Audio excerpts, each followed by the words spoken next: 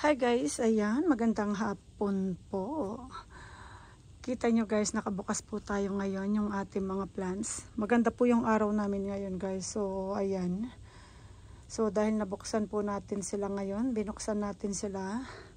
Ipapakita na po natin sila sa inyo guys. Ayan, ito po yung dyan sa may garden natin. Ito yan sa may side ng Japanese area natin guys. Ayan po. Minsan pinapakita natin yung mga nasa taas naman. So ngayon hindi natin sila maabot guys. Kaya po yung ipapakita ko sa inyo ngayon dito. Diniligan natin sila guys ngayon ng hindi po sapat. Pero konti, medyo naginhawaan silang yung pagbigay natin ng tubig. Kasi dry na dry po sila dahil ang panahon natin bukas, itong isang linggo guys, mukhang aaraw po. So kaya ayan, diniligan po natin sila. So nung mga nakaraan guys, gusto na natin magdilika lang yan po, malamig at masama yung panahon, hindi natin sila madiligan. So dahil po maganda yung araw na sunod-sunod natin, ayan po, diniligan natin sila ng konti. Kung makikita nyo guys ay medyo basa, ayan po sila. Sa nakita natin guys, pag i-inspect natin, wala pong yung parang nagpo-frost. Kaya lang sobrang kita natin sa kanila guys, yung pagka-dry nila. Super dry, katulad po nito. Tignan nyo, kuluntoy na po yung ating isang cubic frost dito. Ayan, kung makita nyo. Basa na po siya, diniligan na natin. Ayan. Lahat po dito, yung area na ito, diniligan natin. Yan yung mga yan, diniligan natin sila guys. Ayan. So kung makikita ninyo guys, ayan no. Hindi sila ganun katingkad ng color. Pero okay lang po yan kasi ano naman po sila, healthy. Ayan guys, so daming babies ni Rinsayana guys. Si Rinsayana po yan. Ayan. Ang ating sino ba ito? Si Ruby Queen, ang ating Ruby Queen. Yung Ruby Queen kong yan guys, tignan nyo yung flower stalk niya. Ayan, nabanggit ko na rin po siguro yan dati. Ito na po yung ito yung flower stalk niya guys, ayan. At kung makikita nyo, yan yung mga suli. May mga suli na po sila. Pinutol natin yung pinakadulo, yung talagang bulaklak niya. Tapos guys, ayan na po yung mga niya. Tapos yung ibang mga ganitong dahon ng flower stalk, yung mga ganitong dahon guys, tumutubo rin po na sa natin, sa mga propagation natin. So ayan, maganda yan guys kasi nga hindi tayo makapag-propagate sa kanya sa dahon kasi lalaki ng dahon niya guys, ayan. Parang hindi mo siya maputulan ng perfect na Pero sa flower stalk, ayan, sa ganitong paraan nakakapag-propagate po tayo, ayan. At siguro pag cuttings guys, pero parang hindi pa ako nakapag ng cuttings yung head chop sa kanya. Kasi mabilis yung i-propagate pagdating mas tumutubo kasi yung mga natin, yung kanyang ganyan guys, yung mga flower stalk niya tsaka yung suli niya, yung pinaka stem niya tumutubo po. Kahit ito guys, ito, ayan, Ruby Queen din yan. Tignan nyo guys, ayan.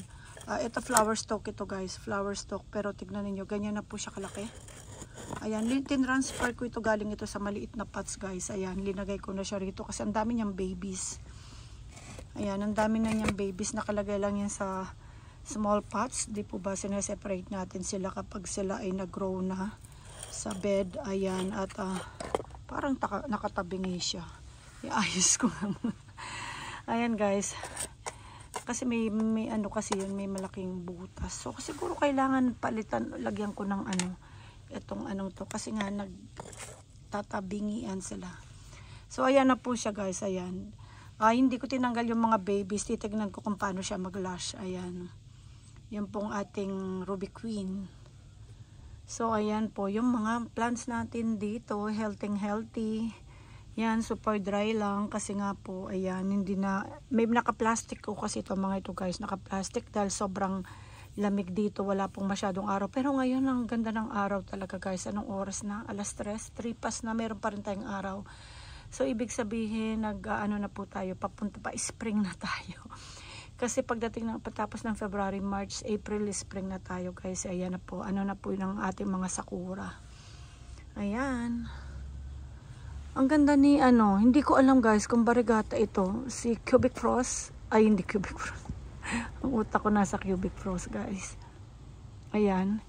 Si Opalina. Ayan, ang ating Opalina. Leaf propagation natin ito guys. Ayan. Hindi ko alam kung variegated siya or ano. Kasi ang ganda na, napaka-flawless ng kanyang white. Yung kanyang farina guys. So, ayan. Dahil leaf propagation siya, baka kako nagmana lang siya. Hindi talaga niya nakuha yung beauty ng mother plant niya.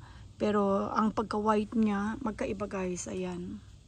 Ito po yung ano, yung normal. At siya ay medyo white.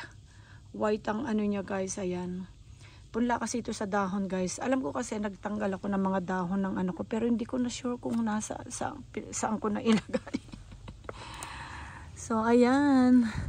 Alam ko na kung anong ilalagay ko dito para hindi magtumba-tumbahan. Kailangan makabili tayong nasa 100 siya para mag-balance ang pagpatong natin sa kanila.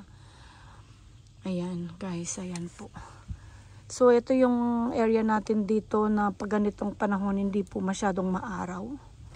Ayan. Ayan po. Pero kahit hindi naman maaraw, okay pa naman yung mga color nila. Di po ba guys? Ayan. Katulad nito yan, tignan nyo nagre-red. Ayan, ito mga suli na ito guys, yung mga suli natin na pinagpo-propagate. Ayan, ganyan na po siya kalaki. Suli. Yung mga pinagkakat natin, hindi ko alam na tuloy kung suli ito o leaf propagation. Kasi marami tayong leaf propagation nito na talagang tumubo guys. Ayan. So ayan po, ayan si ano, ito guys, ano ito? Posyok ko. Hindi ko alam.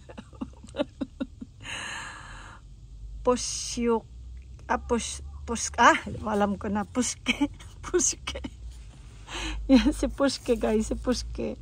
Ayan. Etong puske na ito, binili ko dito. Dito guys, baby lang siya. Baby. At ayan, tignan nyo, malaki na siya. Dalawa itong nabili ko, namatay yung isa. Tapos yung pinaka-original kong puske guys, sa Korea, namatay po. Ayan, ito yung, kaya nung nakita ko ito, bumili ako kagad ng dalawa. Pero yung isa pa rin namatay at yan, napag-grow natin yung isa guys. Ayan po. Tagal ko bago makabasa ng Nihongo. Yeah. So, ayan guys, ayan, ito naman ang ating propagation na si Rudolph na guys, leaf propagation natin. Ayan, si Rudolph. Ayan, meron tayong si Tremo. Si Tremo guys, ayan, napakaganda ng tubo niya. Ayan po. Ayan, lumaki siya, tapos ayan, linipat ko siya sa pots. Linipat ko siya sa ganitong pots kasi may suli na siya guys. Ayan, si Tremo.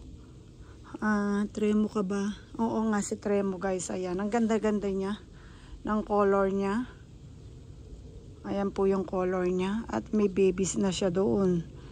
So dalawa itong ating Tremo na ito. Hindi ko alam yung isa kung nasaan, baka nasa taas po. Baka nasa taas guys. Ayan. So lumalaki kasi siya, nakikita ko. So linipat ko siya sa mas malaking pots. Nakalagay lang yan po yan kasi yan guys sa small pots. So, ayan po yung mga nandiyan natin. Ayan po. Magaganda rin naman sila. Tingnan nyo, kahit si ano, meron ako dati nito, crested. Ang laki-laki niya, namatay na ano guys. Hindi ko alam kanong nangyari nung summer. Bigla lang siyang namatay. Ito ang ating pong sapote. Ayan. So ayan, si White Zaragoza yan guys, tignan nyo po, hindi sila nag-aano masyado ng color. Si ano yan, si Ariel, si Moralby, ayan po. Si Ice Pink, si Ice Pinky guys, yan. Si Blue Metal, hindi, Blue Surprise, ayan ang ating Blue Surprise guys. Ayan ang ating Aboides Ebony. Ayan po. Pamasakit yung sinaka ko, yung likod ko guys. Dito naman tayo, ayan, mga cuttings po ito. Ito gusto ko ito, kinat ko ito guys, yung sa taas yung mother plant. Ayan. Gusto ko ito guys, ayan.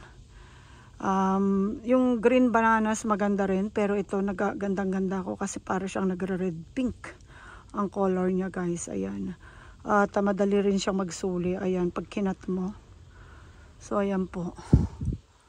So mga cuttings natin na propagation niya guys. At ito naman ay leaf propagation natin ng napakadaling at gustong kong i-propagate po itong ating Daruma Shurei. Yan guys, ang mga chubby po siya. Ayan, mga leaf propagation na po yan natin na napag-grow na natin. Ayan, so biglang nag-boom ang ating mga biglang dumami guys, kasi nga po marami tayong pinropagate niyan. At kung makikita nyo po yung ating Pachyberia pachytoides, ayan, ang variegated po guys, ay napakagaling niya pong kahit pupunla sa dahon, mostly ang lumalabas sa kanya ay variegated. Ayan po yung ating mga punla-pula dyan sa dahon guys. Kung makikita nyo ilang head yan na pinagsama-sama natin. Kahit ito guys, ayan Pachyberia pachytoides lahat yan, mga variegata. So napakagaling niya talaga mag-propagate, ay tumubo. At ang maganda sa kanya pag tumubo guys ay mga variegata rin. So ayan, yung mga ito guys, katulad nito yan, halo-halo na yan. Halo-halo po yan. Yung mga pinropagate natin at pinagsama-sama lang sa isang pots, ayan, nag-grow na sila guys. Ayan, parang na silang bouquet. Ayan po. Ito, tignan nyo guys, mga natira po natin yan, yung mga maliliit na lang ang natira. Mga propagation natin sa leaf propagation ng Purple Delight. Ayan, pero mag-grow na yan guys, ang mga yan. Ayan po yung mga nandito natin, na mga healthy rin guys. At natutuwa ako, nadiligan ko sila. At parang ito hindi ko nadiligan. Parang ito hindi ko siya nadiligan guys. Ayan, pero mukhang okay naman. Wag na muna, nahuli na siya. Nahuli na siya guys. Ayan po. So ayan po yung mga nandito natin. Kung makikita ninyo, kahit ito diniligan ko ng madami guys. Kasi kita ko yung pagkakuluntoy ng mga plants natin. Ayan. So kulang na kulang sila sa tubig. Tignan nyo guys yung kinat nating Mrs. Richard. Ayan, ang Mrs. Richard, ang dami na po niyan, tuldok na suli. Yung head niyan guys, hindi ko pa naitatanim. So magandang magsuli talaga si Mrs. Richard. Yan, parang ito yan guys. Ayan si Mrs. Richard ito. After nating maka-head cut, ayan, tignan nyo, ma-head cut. Ang dami niyang suling lumabas. Tignan nyo, 1, 2, 3, 4 na. Ayun, pang 5 na yun guys. Ayan. So ang laki-laki pa naman ng rosette niyan guys kapag yan. Ang aking dying na ito guys. Ito yung pinaka mother plant kong, baby finger guys. Na papatay na siya. At buti nakita ko na recover natin. Ayan, linagay ko siya rito. Okay na okay siya. Mukhang healthy na siya guys. Ayan. Na tinanggal ko siya sa niya. Kasi nga nung summers, na sobrahan, yung pagka-dry niya guys. Ano ba yun? Buti na ilipat natin at naka-recover na siya. Ayun po. Pinaka mother plant ko yun, yung ating yun. So banda rito ay okay naman. Mas lalo na yung mga nandyan sa taas guys. Napakaganda po ng mga kulay nila. Ayan. Dito naman din, ayan, binuksan din natin. Ito, diniligan ko ngayon. Ayan, diniligan ko ngayon sila dito. Yung mga nandito natin guys. Ayan. So ayan po. Yung mga nandito yan, tignan nyo, diniligan natin. Si Muesli ito siguro. Namatay yung isang Muesli ko eh. Yan si Muesli ito guys. Ganda-ganda niya. Pag in-expose mo ito, mamamatay. Yung isa ko kasi in-expose ko last year guys, namatay po. Nasa isang arrangement din siya pero namatay siya. So ito kasi nga, ito guys, nakakover ang mga ito. Nakakover kahit po yung mga Purple Delight natin yan. Tingnan ninyo. At nakakover po kasi nga po, ayaw ko nang mamatayan. Ito kasi mga bagong babies. Ayan, mga cuttings kasi mga yan guys, na linagay natin dyan. So kailangan natin proteksyonan. At mukhang healthy sila guys. Ayan, ang dami nilang suli. Grabe. Ayan, yung mga hotch pink natin. Ayan guys. So ayan, kahit dito may plastic po yan, nung nag-snow, hindi sila natabunan. Hindi sila nung umulan din. Tinanggal ko muna para medyo masingawan sila ng mas maganda. At yung mga nandito naman natin ay healthy sila guys. Ayan. Nakikita natin sila. Ayan, hindi sila naano sa yelo. Wala silang problema kasi naka-plastic sila guys. Ayan. Ano sila nung yelo guys. Ay tignan ba sa lupa. Dahil po ito lang ang linalagay natin dito para yung singawan. Ayan po. Meron pang tubig dito. Ayan. So ayan, nagbukas po tayo. Ayan, kung makikita nyo, mukhang pa-spring na nga tayo guys. Kasi tignan nyo ganitong oras, may araw pa. Ayan po. Kahit dito nagdilig tayo guys. Ayan. Nagdilig tayo. Diniligan natin sila. Kasi nakakover ito ng plastic din guys. Ayan, dry na dry din sila. Diniligan natin sila. Gusto kong buksan sila nung umuulan, kaya lang baka magpanik ako biglang umulan ng yelo. Ganun nga po, umulan nga po ng yelo. After po ng ulan, naging yelo kasi naglamig po. So ayan, yung mga nandito rin, diniligan din natin. Ayan, naubos ang tubig ko sa tapayan guys. Ito rin yan, binaba ko, diniligan ko. Ayan, ito yung pinaka-original kong mother plant ng aking ice cream, Echeverria ice cream guys. Ayan, napakaganda niya. So ayan, ang aking mga nandito. Dati ito guys, ayan, ang mga yan nakadikit yan dati yan sa lupa. Pero nakikita ninyo ngayon, ganyan na sila katangkad. Matagal na ito eh. So nung nagtangkaran sila, nakita yung lupa, naglagay pa ako dyan ng mga kung ano-ano guys. Ayan. At napasalamat ako, namatay kasi yung aking magic gold. Meron ako ritong magic gold na tumutubo. Ayan, nakat ko pala yan. Meron na akong mangilan-ngilan lang magic gold guys. Kasi pinag-hiwalay ko yun. Ayan, at ngayon, ayan, meron ako ritong magic gold na tumutubo ng maganda. Ayan, nagsusuli po siya. Ang dami niyan suli. So, hoping na gusto ko sanang galawin sana. Ilipat ko na. So, dahil nga po yan, may magic gold tayo. Piyaan ko na lang munang mag-grow pa. Total nagtangkara naman at yung mga ano naman dyan guys ay okay. So bayaan ko muna para kasi pag kinuha natin yan baka mapornada yung pagtubo ng mga magic gold natin. So ayan po. Ayan yung arrangement natin yan guys. So ayan, kahit itong may binay, itong mga cuttings ito lang guys, pinaglilikom natin yan sa lupa. At tingnan nyo po ngayon, punong-puno na siya, siksik na siya guys. Ayan. Ayan na po siya.